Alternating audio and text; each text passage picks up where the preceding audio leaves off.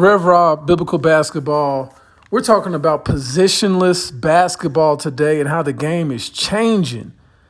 I grew up, man, I'm old. I grew up in the 80s, 90s playing basketball, and it's changed in so many ways. And today we're going to look at some of the ways it's changed.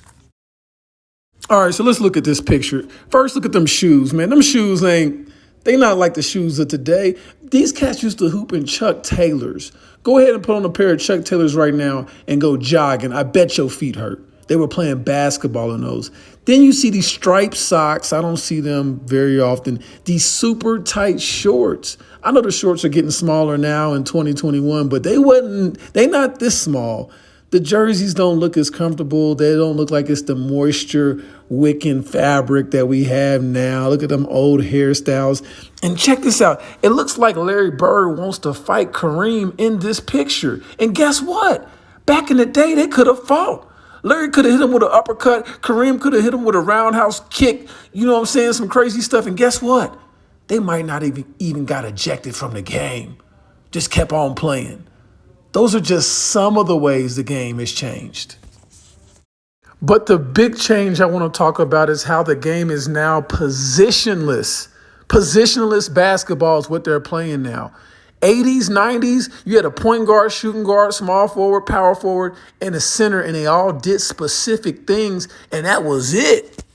All right, so your point guard was probably the shortest player out there, brought the ball up, initiated the offense, and got the most assists.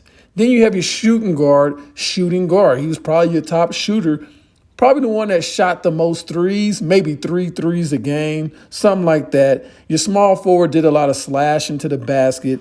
Then you got your power forward. I got a picture of Michael Cage here because your power forward, big, strong dude, ready to whoop somebody. Shout out to the Jerry curl because back in the 80s, if you was a power forward, you probably had a Jerry. Well, I had a Jerry curl. Anyways, and your center is your high flyer, or the person who can get above the rim, therefore block the most shots, so he protected the paint.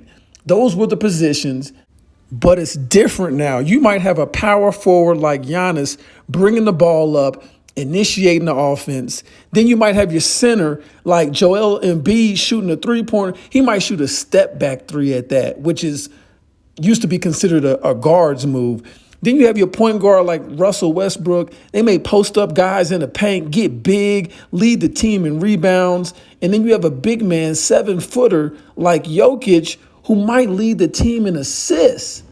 There are no more boxes and no more labels for coaches to put you in or for you to put yourself in. You can't look at yourself and say, well, I'm 6 foot or I'm 7 foot, therefore I'm only going to do these things. You better do a whole lot of things. So when you're in the gym, you should be expanding your possibilities. You should be expanding your skill set. And don't confine yourself into a box. Don't confine your skill set. Increase what is possible by increasing on what you're working on. It's positionless. Don't let someone tell you what you can or can't do. Expand your game, expand your mind, expand what's possible. In the same way we limit players, I think we limit God as well. Like we only give God certain parts of our life, certain things we're comfortable praying to him about. We feel like we can handle some things on our own, and we only trust him and pray to him about a few things.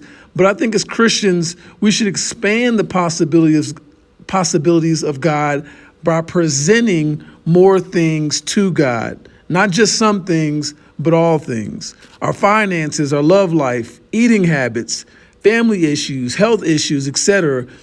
Present more things to God and see how positionless God is for you.